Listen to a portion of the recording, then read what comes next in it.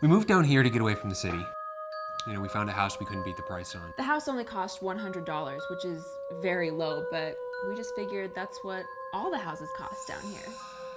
Bob and Cindy White noticed something strange about the house, but attributed it to the property's age. I'd be on the internet doing research, and I'd all of a sudden, I'd be taken to these right-wing websites. I just figured I had a virus. I collect dolls, and I'd set them up in the morning. When I come home from work, half of them would be knocked down. Before long, it became impossible to ignore the truth about the Whites' new acquisition. We invited our friend Troy over for a barbecue, and we really wanted to impress Troy. It's really important what he thinks of us because he's our only black friend. The Whites invited their black friend Troy to come over to the house for an all-American, ethnically diverse backyard barbecue. So I go over to their place for hot dogs and, to watch the game in their new house. I was having a good time. I felt relaxed. Then I had to go to the bathroom. I get in there, sit on the toilet, of course, and all of a sudden the room started shaking. I'm like, oh man, I'm finna die on the toilet. I started yelling like, earthquake, earthquake. We tried to open the door, but it was locked. We don't have a lock on that door. So I get up, man, I run to the door, pants still unbuttoned, and I open the door as easy as can be, and the Whites are standing there looking at me. I'm like, y'all didn't feel that earthquake? But Nancy and Bob are like, what earthquake? And we look back and we see. I turn around and someone had written, Whites only, above the toilet. My Duke.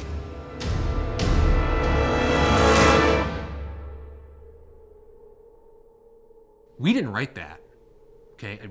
We don't agree with it. We don't. The Whites finally saw what was under their nose the whole time. Not only do we have a ghost in the house, but it's a damn racist. That's when the couple started looking into the history of the house. I found this strange painting in the attic, and I looked up the address, and it turns out that a man had died in our living room. We don't know anything about that guy. It was 50 years ago. So, safe to assume he was a racist. Jedediah Longfellow had died accidentally in the couple's living room while cleaning his hunting rifle. The couple had found their ghost, but now what to do about it? So I said, Jedediah, this is my house now, and you have to get out. Bob White had only made the ghost angry. We were lying in bed, dozing off, and all of a sudden it got so cold. And then the closet door just swung open, and we heard someone calling our names. I look over, and there was this dark figure standing there. Oh my God. I froze. And, then I looked at it. I realized this isn't a black demon. This is a white demon wearing blackface. It's 2015.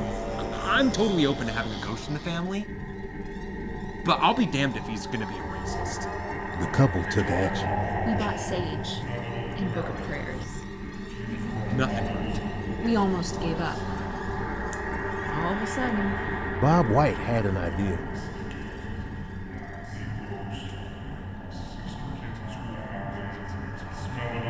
Cuba to be transformed overnight. But I believe that American engagement through our The South embassy, lost our the war, and businesses, now our president is black. The South lost the war, and now our president is black.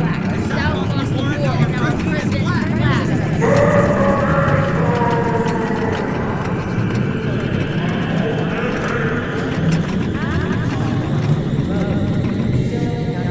From NPR News in Washington, I'm Lakshmi Singh, saying this is what changed. And that was the last time we ever saw him. what's important with ghosts is that you let them know that you're not afraid. This is our house now.